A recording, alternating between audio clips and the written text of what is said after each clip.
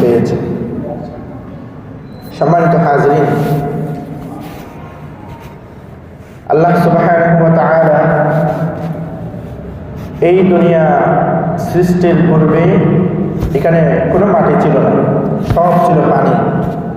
পানির উপরে মাটি দিয়েছে, মাটি যাতে নড়াচড়া না করে এজন্য আল্লাহ পাক পাহাড়কে প্যারেক হিসাবে ব্যবহার করেছেন, অর্থাৎ পাহাড়কে জলে মেরেছেন জমিনের উপর। আল্লাহ পাক বলছেন ওয়াল জিবালা আওতাদা, আমি পাহাড়কে প্যারেক হিসাবে ব্যবহার করেছি। সুবহানাল্লাহ। তো এজন্য অনেক উলামায়ে কেরাম বলেন যে বিনা প্রয়োজনে পাহাড় কাটাকাটি করা এটাও শরীয়ত বিরোধী কাজ। আল্লাহ পাক আমাদের শরীয়ত বিরোধী কাজ থেকে আমাদের সবাইকে হেফাজত করুন, সবাই বলে আমিন। তো এই দুনিয়া একদিন ছিল না, এখন আছে, আবার একদিন থাকবে না, দুনিয়া ধ্বংস হয়ে যাবে।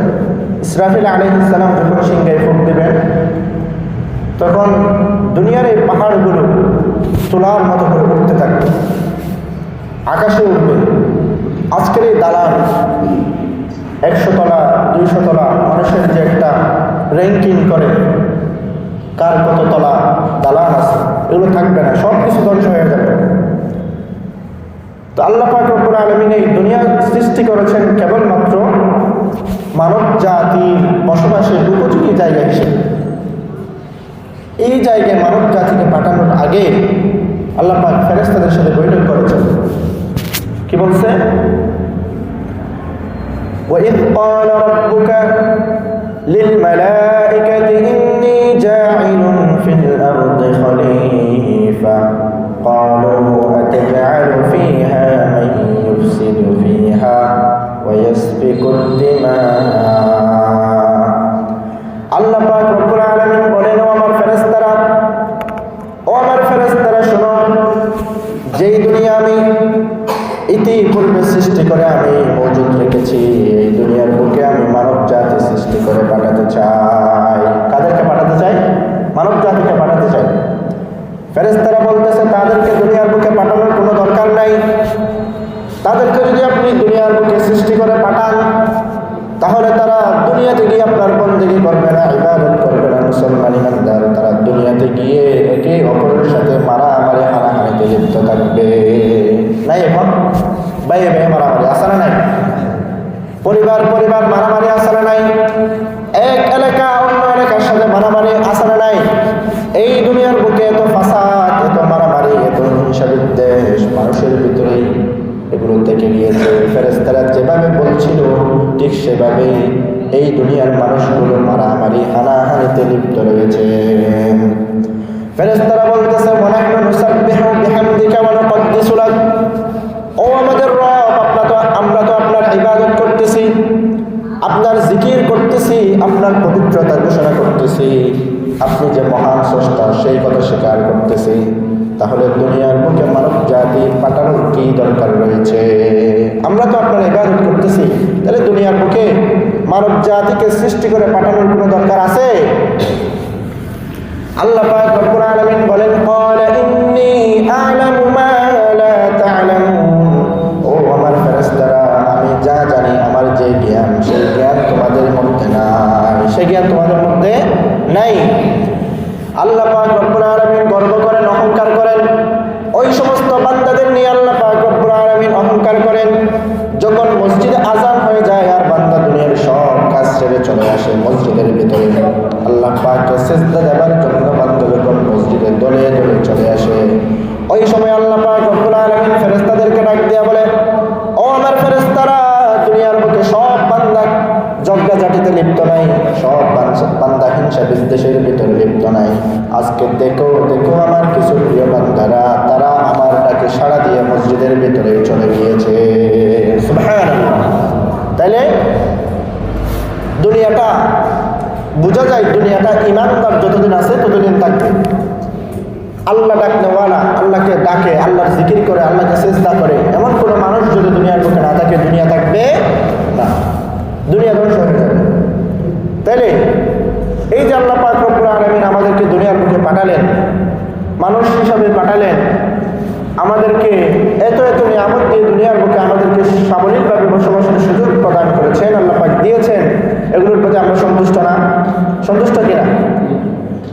আল্লাহর হাবিব সাল্লাল্লাহু আলাইহি ওয়াসাল্লাম বলেন, মান ক্বালা রাদিতু বিল্লাহি রাব্বান ওয়া বিল ইসলামি দীনান ওয়া বিমুহাম্মাদিন সাল্লাল্লাহু আলাইহি ওয়াসাল্লাম রাসূলান ওয়া নাবিয়্যা ওয়াজাবাত লাহুল জান্নাহ।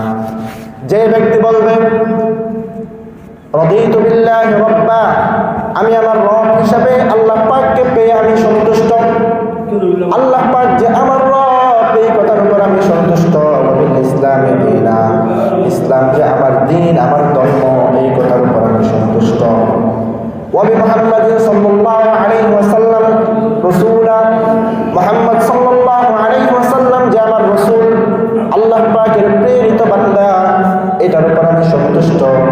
এই তিনটা বিষয়ের উপর যে বান্দা সন্তুষ্ট থাকতে পারবে, আল্লাহর হাবিব সাল্লাল্লাহু আলাইহি ওয়াসাল্লাম বলেন ওই বান্দার উপর জান্নাত ওয়াজিব হয়ে যায়। সুবহানাল্লাহ। কয়টা বিষয়? তিনটা বিষয়।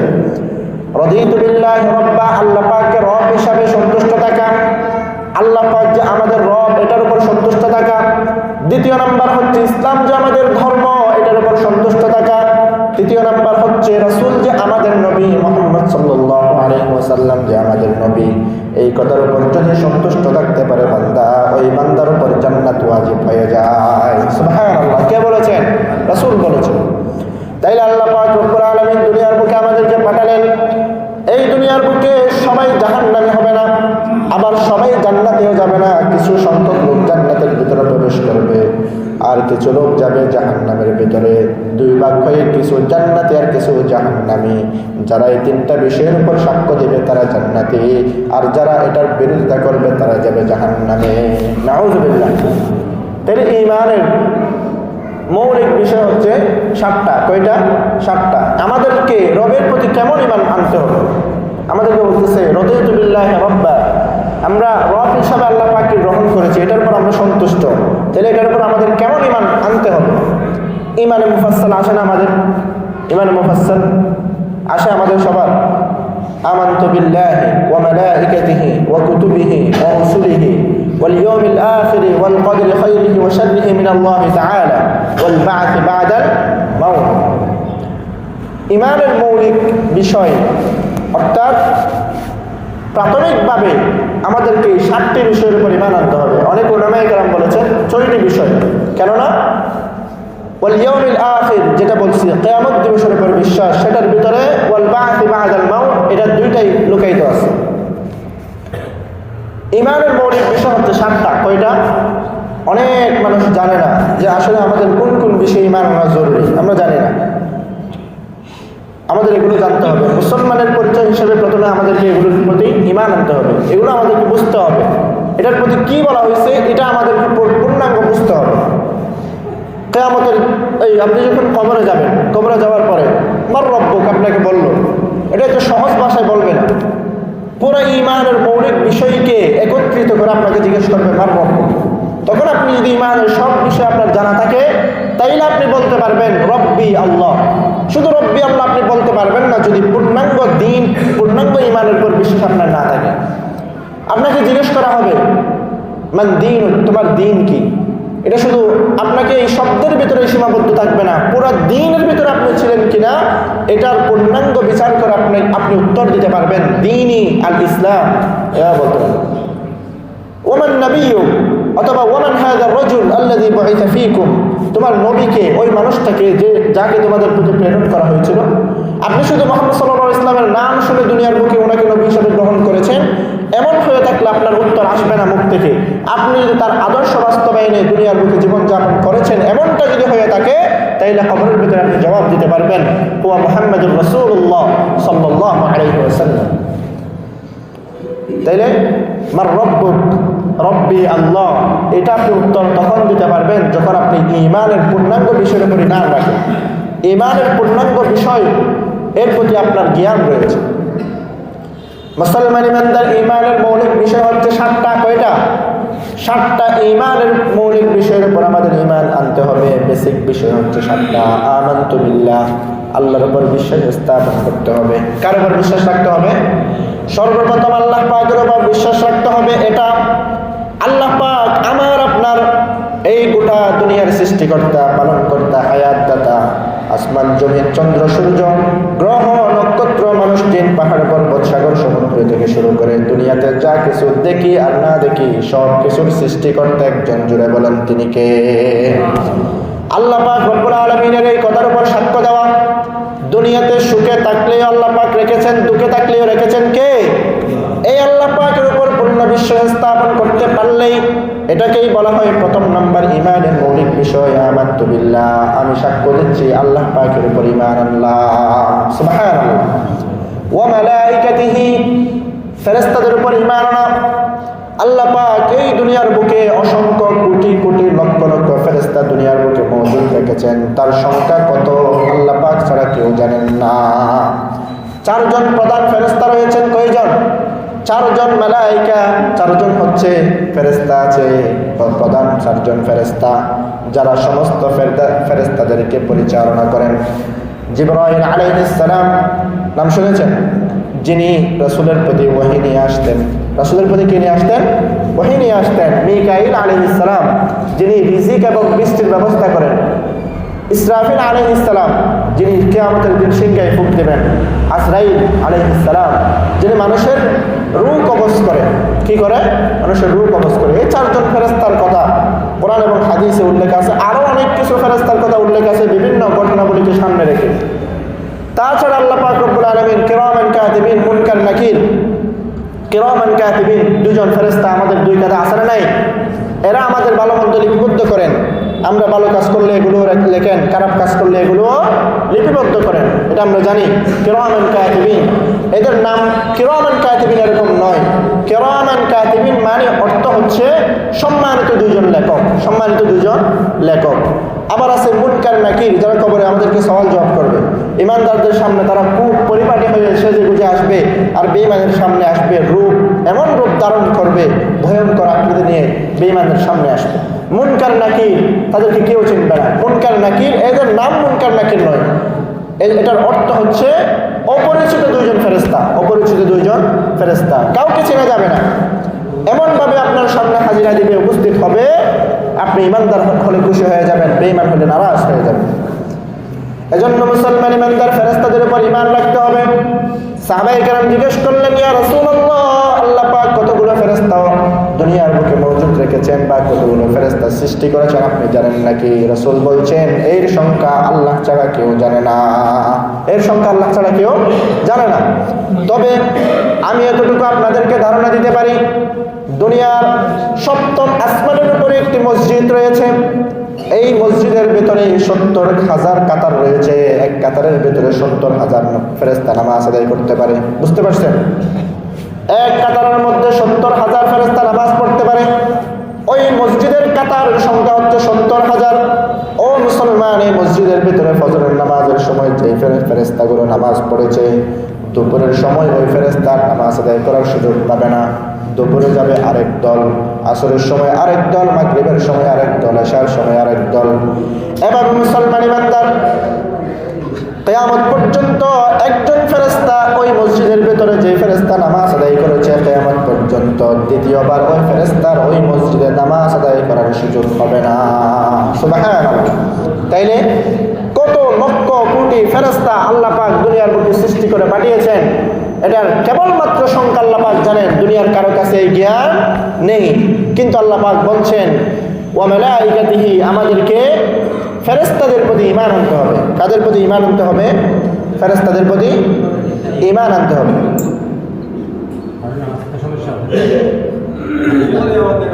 আচ্ছা, আগামী সপ্তাহে তাহলে দ্বিতীয় নম্বর ঈমানের মৌলিক বিষয় কোনটা? ফেরেশতাদের প্রতি কি আনতে হবে? ঈমান আনতে হবে। তৃতীয় নম্বর হচ্ছে ওয়া কুতুবিহি, আল্লাহ পাক দুনিয়ার বুকে কিছু কিতাব অবতীর্ণ করেছেন।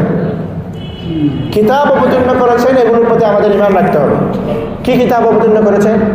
আল্লাহ পাক এই দুনিয়ার বুকে 1,00,000 বা 2,24,000 পয়গম্বর দুনিয়ার বুকে প্রেরণ করেছেন। এতগুলো পয়গম্বরের মধ্যে আল্লাহ পাক 104টি আসমানি কিতাব অবতীর্ণ করেছেন। কয়টা? 104টি আসমানি কিতাব অবতীর্ণ করেছেন। সুবহানাল্লাহ। তার মধ্যে 4টি হচ্ছে শ্রেষ্ঠ আসমানি কিতাব। কয়টা? 4টা। বড় কিতাব যেগুলো আছে এগুলোকে বলা হয় কিতাব, এবং ছোটগুলোকে বলা হয় সহিফা। যেমন সহিফা অবতীর্ণ হয়েছে অনেক নবী রাসূলের উপর। ইব্রাহিম আলাইহিস সালামের উপর অবতীর্ণ হয়েছিল, ইদ্রিস আলাইহিস সালামের উপর অবতীর্ণ হয়েছিল। এরকম অসংখ্য নবী রাসূলের উপর সহিফা অবতীর্ণ হয়েছে, কিন্তু কেবলমাত্র 4টা বড় আসমানি কিতাব 4 জন নবীর উপর অবতীর্ণ হয়েছিল। সুবহানাল্লাহ। প্রথম নাম্বার হচ্ছে তাওরাত, হযরত মূসা আলাইহিস সালামের উপর অবতীর্ণ হয়েছিল। যেই তাওরাত সম্পর্কে কোরআনের ভিতরে উল্লেখ আছে না নাই, এই তাওরাত মূসা আলাইহিস সালামের উপর অবতীর্ণ হওয়ার কারণে কোরআনের ভিতরে এই তাওরাতের ঘটনাও রেখে দিয়েছেন কে? দ্বিতীয় নাম্বার হচ্ছে জাবুর, সাইয়েদনা দাউদ আলাইহিস সালামের উপর অবতীর্ণ হয়েছিল। এই জাবুরের ঘটনাও কোরআনের ভিতরে রেখে দিয়েছেন কে? তৃতীয় নাম্বার হচ্ছে ইনজিল, সাইয়েদনা ঈসা আলাইহিস সালামের উপর অবতীর্ণ হয়েছিল, যেটাকে বর্তমান খ্রিস্টানরা বাইবেল বলেন। এই বাইবেলটাকে উল্টা পাল্টা তাদের মতো করে লিখে একেবারে ধ্বংস করে দিয়েছে। কিছুই নাই, অবশিষ্ট কিছুই নাই। তাদের মন গড়া লেখা যা আছে সব এখানে তারা লিপিবদ্ধ করেছেন। চতুর্থ নাম্বার হচ্ছে আল কোরআন। এই কোরআন মুহাম্মদুর রাসূলুল্লাহ সাল্লাল্লাহু আলাইহি ওয়াসাল্লামের উপর অবতীর্ণ হয়েছিল। এই 4টি কিতাবের মধ্যে আবার সর্বশ্রেষ্ঠ কিতাবের নাম হচ্ছে আল কোরআন। এই আল কোরআনের ভিতরে বান্দা মানব জীবনের সকল সমস্যার সমাধান রেখে দিয়েছেন কে? এই কিতাবগুলোর প্রতি আমাদের ঈমান রাখতে হবে। এটা ঈমানের মৌলিক বিষয়ের মধ্যে 3য় নাম্বার। কত নাম্বার? 3য় নাম্বার। তাহলে আমাদের এটার প্রতি ঈমান আনতে হবে না? আমি যদি বলি শুধু আল্লাহর উপর ঈমান আনলাম, বাকি কোনো কিছুর উপর আমি ঈমান আনলাম না, তাহলে আমি পরিপূর্ণ ঈমানদার হব না। কবরে গেলে যদি কিতাবের প্রতি বিশ্বাস না থাকে, আমাকে যখন জিজ্ঞেস করা হবে মান রব্বুক, তখন কিতাবের প্রতি বিশ্বাস না থাকার কারণে, যেটা রবের সাথে রিলেটিভ, রবের সাথে কানেক্টেড সম্পর্ক, এটার প্রতি ঈমান না থাকার কারণে আমি রব হিসাবে আল্লাহ পাককে সাক্ষ্য দিতে পারবো না। এজন্য মুসলমান ঈমানদার। 3য় নাম্বার হচ্ছে কিতাব, আসমানি কিতাবের প্রতি আমাদের ঈমান রাখতে হবে, পূর্ণাঙ্গ ঈমান রাখতে হবে। কেমন ঈমান? আপনি যদি কোরআনুল কারীমের একটি জবর অস্বীকার করেন, আপনি ঈমানদার হতে পারবেন না। আপনি যদি একটা আলিফ অস্বীকার করেন, একটা আয়াত তো দূরের কথা, আপনি যদি একটা আলিফ অস্বীকার করেন, আপনি ঈমানদারের অন্তর্ভুক্ত হতে পারবেন না। চতুর্থ নাম্বার হচ্ছে ওয়া রাসূলিহি, আল্লাহ পাক দুনিয়ার বুকে যে সমস্ত রাসূলগণ প্রেরণ করেছেন, ওই সমস্ত রাসূলগণের প্রতি ঈমান রাখতে হবে। কোরআনে কারীমে কেবলমাত্র 25 জন নবী রাসূলের কথা উল্লেখ আছে। কয়জন? 25 জন নবী রাসূলের কথা উল্লেখ আছে। আল্লাহ পাক বলছেন দুনিয়ার বুকে আমি 1,00,000 বা 2,24,000 পয়গম্বর প্রেরণ করেছি। সুবহানাল্লাহ। আমাদের আদি পিতা সাইয়েদনা আদম আলাইহিস সালাম, আমাদের পিতা এবং নবীও নূহ আলাইহিস সালাম, ইদ্রিস আলাইহিস সালাম, শীস আলাইহিস সালাম, শুআয়ব আলাইহিস সালাম, ইব্রাহিম আলাইহিস সালাম, ইয়াকুব, ইসহাক, ইসমাঈল, শেষ পর্যন্ত ঈসা হয়ে মুহাম্মদুর রাসূলুল্লাহ পর্যন্ত এসে এই নবুয়তের সমাপ্তি ঘটেছে। সুবহানাল্লাহ। এত লক্ষ লক্ষ পয়গম্বর দুনিয়ার বুকে আল্লাহ পাক মানব জাতির হেদায়েতের জন্য পাঠিয়েছেন। এটার প্রতি আমাদেরকে পূর্ণাঙ্গ ঈমান রাখতে হবে। এটা হচ্ছে ঈমানের মৌলিক বিষয়ের মধ্যে 4 নাম্বার। কয় নাম্বার? 4 নাম্বার। ওয়াল ইয়াউমিল আখির, 5ম নাম্বার হচ্ছে কিয়ামত দিবসের উপর বিশ্বাস রাখতে হবে। এই দুনিয়া একদিন ছিল না, এখন আছে, একদিন থাকবে না। দুনিয়া ধ্বংস হয়ে যাবে, কিয়ামত কায়েম হবে, আমাদের হিসাব নিকাশ হবে। ভালো হলে জান্নাতে দিবেন, আর খারাপ হলে জাহান্নামে দিয়ে দিবেন। ভালো মন্দের বিচারের দিন যেদিন অনুষ্ঠিত হবে, ওই দিবসকে বলা হয় কিয়ামত দিবস, আখিরাতের দিন। ওই দিনের উপর আমাদেরকে বিশ্বাস রাখতে হবে মুসলমান বান্দার।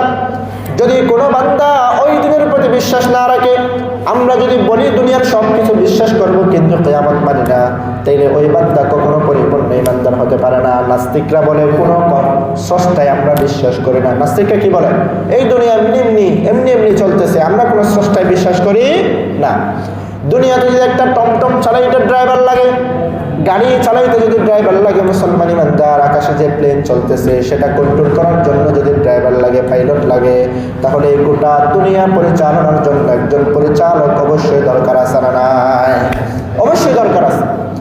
তাই সেই স্রষ্টা আমাদেরকে পাঠিয়েছেন সেই স্রষ্টার প্রতি ঈমান রাখা, এটা ঈমানের মৌলিক বিষয়ের মধ্যে প্রথম নাম্বার। আর পঞ্চম নাম্বার হচ্ছে আমাদের কিয়ামত দিবস, সেই স্রষ্টার কাছে আমাদেরকে আবার ফিরে যেতে হবে। কিয়ামত দিবস অনুষ্ঠিত হবে এবং সেদিন আমাদের ভালো মন্দের হিসাব নেবেন। সুবহানাল্লাহ। মুসলমান ইমানদার ষষ্ঠ নাম্বার হচ্ছে ওয়াল কদরি খায়রিহি ওয়া শাররিহি মিনাল্লাহি তাআলা ওয়াল বা'থি বা'দাল মাউত ওয়াল কদরি খায়রিহি ওয়া শাররিহি মিনাল্লাহি তাআলা। দুনিয়াতে ভালো মন্দ যা কিছু হয় সব কিছু হয় কার পক্ষ থেকে? আল্লাহ পাকের পক্ষ থেকে। বান্দা অসুখে আছেন, ওষুধ দিয়েছেন কে? আল্লাহ পাক। আল্লাযী খালাকানি ফাহুয়া ইয়াহদিন। আল্লাহ পাক আমাকে সৃষ্টি করেছেন, আমাকে হেদায়েত দিয়েছেন। আল্লাহ পাক আমাকে সৃষ্টি করে আমাকে হেদায়েত দিয়েছেন। কোরআনে কারীমে আল্লাহ পাক বলেন আল্লাযী খালাকানি ফাহুয়া ইয়াহদিন। আল্লাহ পাক আমার সৃষ্টিকর্তা এবং আমাকে তিনি হেদায়েত দিয়েছেন। হেদায়েতের মালিক কে? দুনিয়ার কোনো মানুষ হেদায়েত করতে পারে? দুনিয়ার কোনো মানুষ যদি হেদায়েত করতে পারত, ও মুসলমান, মুহাম্মদুর রাসূলুল্লাহ সাল্লাল্লাহু আলাইহি ওয়াসাল্লামের আপন চাচা আবু তালেব কালিমা পড়তে পারে নাই, পারছে? রাসূল এত বেশি মহব্বত করতেন, রাসূলকে আরো বেশি মহব্বত করতেন। ইসলামের প্রথম যুগে এই আবু তালেব রাসূলকে সর্বদিক থেকে সহযোগিতা করেছেন। সুবহানাল্লাহ।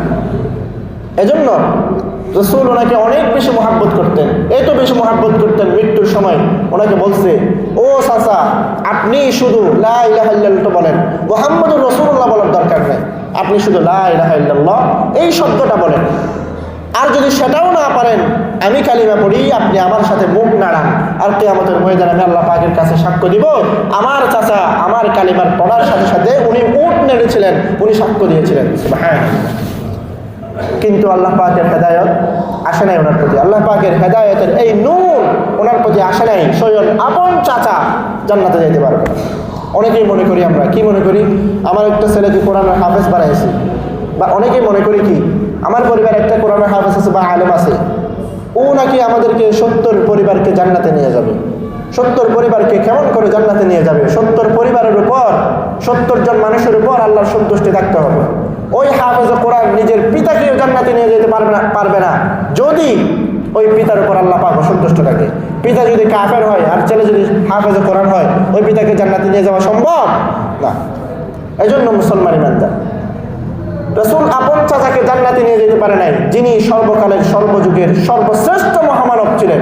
ওই রাসূল যদি নিজের আপন চাচাকে হেদায়েত দিতে না পারে, তাহলে একজন আলেম হাফেজ কিভাবে আপনাকে হেদায়েত দিতে পারে? নসিহত করার অধিকার আছে, হেদায়েতের মালিক কে? আল্লাহ। এজন্য মুসলমান ইমানদার, আল্লাহ পাক বলছেন ইন্নাকা লা তাহদি মান আহবাবতা ওয়ালাকিন্নাল্লাহা ইয়াহদি মান ইয়াশা। হে রাসূল, আপনি যতই মহব্বত করেন আপনি তাকে হেদায়েত করতে পারেন না। হেদায়েত করার মালিক একজন, জোরে বলেন তিনি কে? এজন্য মুসলমান ইমানদার, দুনিয়াতে আল্লাহ পাক রব্বুল আলামিন ভালো মন্দ যা কিছু দেন, আজকে দুঃখে আছি সুখে আছি, সব কিছুর মালিক হচ্ছেন আল্লাহ পাক রব্বুল আলামিন। হেদায়েতের মালিক আল্লাহ পাক রব্বুল আলামিন। দুনিয়ার কোনো মানুষ চাইলে আপনাকে আমাকে হেদায়েত করে জান্নাতের ভিতরে ঢুকাইতে পারবে না। দুনিয়ার কোনো মানুষ চাইলে আমাদেরকে হেদায়েত করে জান্নাতের ভিতরে ঢুকাইতে পারবে না। মুসলমান ইমানদার, এজন্য আজকে দুনিয়ার বুকে সুখে আছি, আগামীকাল আল্লাহ পাক আমার জন্য হয়তো কপালে দুঃখ রাখতে পারে। আজকে দুঃখে আছি, আল্লাহ পাক আগামীকাল হয়তো আমার কপালে সুখ রাখতে পারেন। এভাবেই দুনিয়াটা পরিচালিত হয়, সুখে দুঃখে ভরা, ভালো মন্দ সব কিছু নিয়ে এই দুনিয়া। আমরা যদি অনেকেই এই দুনিয়া নিয়ে যদি আমরা পেরেশানিতে ভুগি, আল্লাহ পাক আমাকে কেন এত কষ্ট রাখছেন? এই কষ্টের ফসল কিয়ামতের ময়দানে আসে না নাই? এই কষ্টের ফসল স্বরূপ আল্লাহ পাক আপনাকে কিয়ামতের ময়দানে এত কিছু দান করবেন কল্পনার বাইরে, এগুলো আপনি চিন্তা করতে পারবেন না। আপনার চিন্তা শক্তি, আপনার কল্পনা জল্পনা সব কিছুর ঊর্ধ্বে আল্লাহ পাকের নিয়ামত আপনার জন্য প্রস্তুত করে রেখেছেন। সুবহানাল্লাহ। এজন্য মুসলমান ইমানদার, ঈমানের মৌলিক বিষয়ের মধ্যে ষষ্ঠ নাম্বার, ঈমানের মৌলিক বিষয়ের উপর বিশ্বাস রাখতে হবে। ওয়াল কদরি খায়রিহি ওয়া শাররিহি মিনাল্লাহি তাআলা। দুনিয়াতে ভালো মন্দ যা কিছু হয় সব কিছু আল্লাহ পাকের পক্ষ থেকে। আল্লাযী খালাকানি ফাহুয়া ইয়াহদিন। যিনি আমাকে সৃষ্টি করেছেন তিনি আমাকে হেদায়েত দান করেছেন। এটা আল্লাহ পাকের পক্ষ থেকে এসেছে, আল্লাহ পাকের পক্ষ থেকে এসেছে। ওয়াল্লাযী হুয়া ইউতঈমুনি ওয়া ইয়াসকিন। যখন আপনি ক্ষুধার্ত থাকেন, আপনাকে আল্লাহ পাক রব্বুল আলামিন আহার দান করেন, খাবার দান করেন। ওয়াইদা মারিদতু ফাহুয়া ইয়াশফিন, যখন আপনি অসুস্থ হয়ে যান আপনাকে সুস্থতা দান করেন কে? ওয়াল্লাযী ইউমীতুনি সুম্মা ইউহয়ীন, আমাকে জীবন দান করেছেন তিনি, আবার মৃত্যু দান করবেন তিনি রব। সুবহানাল্লাহ। এজন্য দুনিয়ার বুকে ভালো মন্দ যা কিছু আসে হয় তাকদীরের লিখনি সব কিছু লিপিবদ্ধ করে দুনিয়ার বুকে আমাদেরকে পাঠিয়েছেন মহান স্রষ্টা। ৬ষ্ঠ নম্বরে আমাদেরকে এই ঈমানের মৌলিক বিষয়ের উপর বিশ্বাস রাখতে হবে। ৭ম নম্বর হচ্ছে মুসলমান ওয়াল বাসি বাদাল মাউত, মৃত্যুর পরে আমাদেরকে আবার জীবিত করা হবে। আমরা মৃত্যুবরণ করব, সেখানেই শেষ নয়, কবরে যাওয়ার পরে কবরে সওয়াল জবাব আছে না নাই? আমাদের দেহ থেকে শুধু রূহটা আলাদা হবে, কবরে যাওয়ার পরে আবার সেই দেহের ভিতরে রূহটা ঢুকিয়ে দিবেন কে? আমাদেরকে জীবিত করে আবার সওয়াল জবাব করা হবে। জীবিত করার পরে কবরের ভিতরে আমাদেরকে সওয়াল জবাব করা হবে, ভালো মন্দের প্রশ্ন করা হবে। আর যদি ভালো হয় আল্লাহ পাক এমন ঘুমের ব্যবস্থা করবেন যেভাবে জান্নাতীরা জান্নাতের ভিতরে ঘুমায়। সুবহানাল্লাহ। আর যদি আপনি বেঈমান হয়ে যান, কবরের ভিতরে প্রশ্ন যদি আপনি জবাব দিতে না পারেন, ও মুসলমান মনে রাখবেন কবরের ভিতরে শান্তি হবে না। ৪০,০০০ বছর কবরের ভিতরে এমন ভাবে থাকবেন যেভাবে মানুষ জাহান্নামের ভিতরে থাকে। নাউযুবিল্লাহ। সুতরাং কিয়ামত অনেক বেশি দূরে, এই কল্পনা বাদ দিয়ে দেন। কিয়ামত আপনার ২ মিনিট পরে। কয় মিনিট পরে? ২ মিনিট পরে। এখন যদি মৃত্যুবরণ করেন ১ ঘন্টা পরে কবরের ভিতরে আপনার সওয়াল জবাব আছে না নাই? এজন্য মুসলমান ইমানদার মৃত্যুর প্রস্তুতি সবসময় নিতে হবে। একেবারে ৬০ বছর ৭০ বছর হলেই যে আমি মৃত্যুবরণ করবো এই কথার গ্যারান্টি কেউ দিতে পারে না। আগে চাচা আসছে, এরপরে আসছে ছোট চাচা, এরপরে সন্তান, কিন্তু সবাইকে ছেড়ে ওই সন্তান সবার আগে কবরে চলে যায়। আছে না নাই? নাকি সিরিয়ালি আসে সিরিয়ালি যায়, এরকম হয় নাকি? কার আগে কে চলে যাবে সব কিছু আল্লাহ পাক লিপিবদ্ধ করেছেন। মুসলমান এজন্য মৃত্যুর প্রস্তুতি সবসময় নিতে হবে। রাসূল বলছেন আমি আল্লাহ পাকের কাছে দৈনিক ৭০ বারের অধিক তাওবা করতাম। সুবহানাল্লাহ। রাসূলের কি কোনো গুনাহ ছিল? ছিল। এরপরেও উম্মতকে শিক্ষা দিয়েছেন। রাসূল আল্লাহ পাকের কবরকে এমনভাবে উম্মতদেরকে বুঝিয়েছেন, এই কবর তোমার শান্তির জায়গা নয়। যদি মৃত্যুর প্রস্তুতি নিয়ে কবরে যেতে না পারো, ওই কবর তোমার সাথে খুব বেশি একটা ভালো আচরণ করবে না। মুসলমান ইমানদার এজন্য মৌলিক ৭টি বিষয়ের উপর ঈমান রাখতে পারলেই কিয়ামত দিবসে আপনি যখন কবরে যাবেন আর মুনকার নাকির যখন আপনার কাছে প্রশ্ন করবে মার রব্বুক, সব কিছুর বিশ্বাস যদি আপনার অন্তরের ভিতরে থাকে, একত্রিত করে আপনি বলবেন রব্বি আল্লাহ, আমার রব হচ্ছে মহান আল্লাহ যিনি আমাকে সৃষ্টি করেছেন। সুবহানাল্লাহ। তাইলে মা দীনুক, ইসলাম, মা দীনুক, তোমার দিন কি? দিনের ক্ষেত্রে কি রকম দিন পালন করলে পূর্ণাঙ্গ এটাকে সমষ্টি করে আপনি বলতে পারবেন দিন আর ইসলাম। আর আপনাকে যখন জিজ্ঞেস করা হবে মুহাম্মদ রাসূলুল্লাহ, এই মানুষটাকে যাকে আপনার প্রতি প্রেরণ করা হয়েছিল, আপনি যদি রাসূলের আদর্শ বাস্তবায়নে এই দুনিয়ার বুকে জীবনযাপন করেছেন, এমন যদি হয়ে থাকে কিয়ামতের ময়দানে আপনি জবাব দিতে পারবেন হুয়া মুহাম্মাদুর রাসূলুল্লাহ সাল্লাল্লাহু আলাইহি ওয়াসাল্লাম। এজন্য মুসলমান ইমানদার আমাদেরকে আল্লাহ পাক রব্বুল আলামিন এই দুনিয়ার বুকে কোরআন এবং সুন্নাহ মোতাবেক জীবন গড়ে এই দুনিয়ার বুকে রাসূলের আদর্শকে বাস্তবায়ন করে দুনিয়ার বুকে জীবনযাপন করার তৌফিক দান